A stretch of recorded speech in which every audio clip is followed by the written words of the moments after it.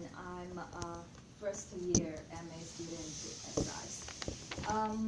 Today, I'd like to talk about the presidential elections in Africa. In previous classes, we discussed about the economic boom in Africa. Some of you agreed with the bright future in Africa, but some of you disagreed with that. Admittedly, the democratic process in Africa is of great significance in terms of the development of Africa. So today I'd like to talk about the presidential elections in Zambia and Gabon, then I will show you the similarities between the two elections. At last, I will give some reasons why these similarities exist in many other African countries in the presidential elections. Let's start from Zambia. In this August, Zambia's President Edgar Lungu was re-elected.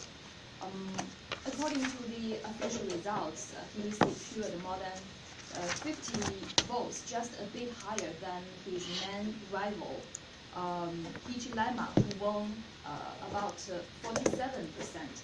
Hichilema is the leader of the opposition party. He refused to recognize the official outcome of the election because he accused the incumbent president of electoral fraud. He also made a petition to the Constitutional Court, but failed in the end. After the release of the official outcome, there were also some riots in the areas where most people support the opposition party. They set fire and destroyed the shops along the road. In addition, many international communities criticized about the election in Zambia, saying that it lacked transparency and fairness.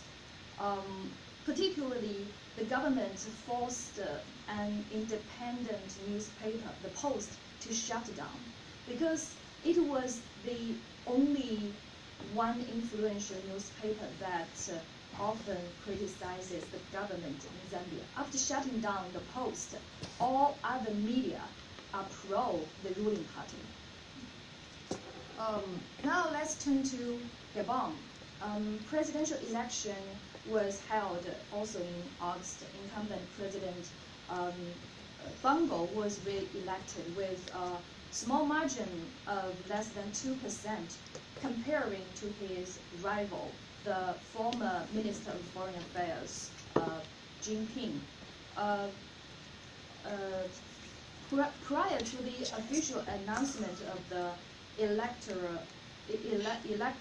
results, Ping declared victory unilaterally, but the official outcome showed that the incumbent president won the election, but the supporters of the opposition maintained that their collections of the results independently showed that their candidate beating Bongo.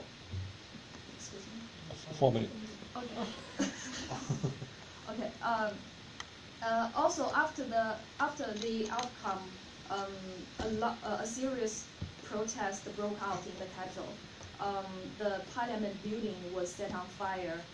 The police was out in force, and the opposition party said that more than 3 people were killed. From the two examples, we can find many similarities. For example, the incumbent president won by a small margin. The opposition party refused to recognize the official results and made a petition to the Constitutional Court but failed. Also, some riots happened afterward. Actually, Zambia is regarded as one of the most stable countries in Africa, but it still had similar problems in the process of presidential election, just like other African countries. Then a question comes out, why?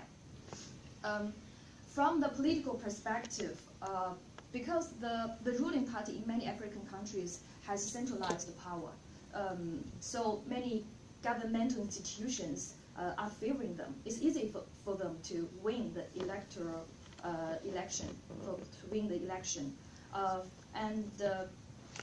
From the social perspective, because many citizens in rural areas in Africa lack education and they are very poor, so very small benefits could be enough to buy a vote.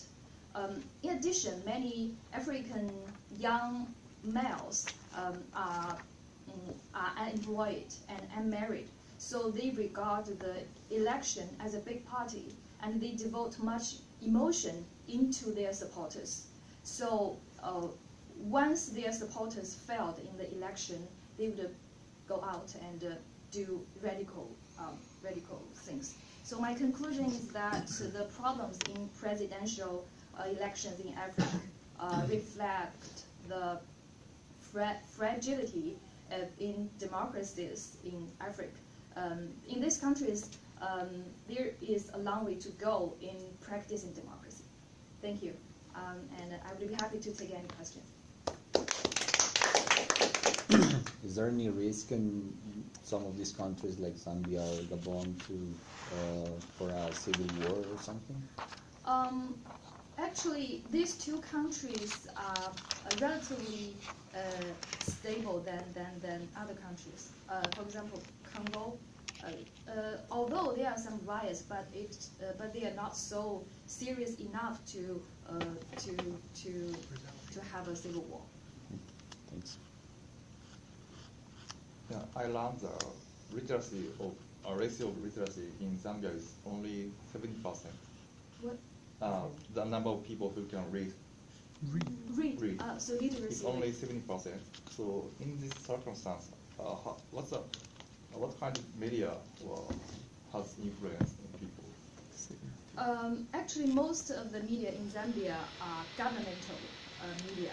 There are only a small portion of media are private.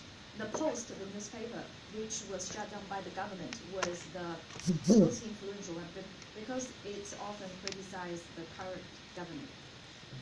Yeah. The people can't read it. Yeah, people can read it. But I think the audience, most of the audience of the Post are educated people. Mm-hmm. Yes. Thank you.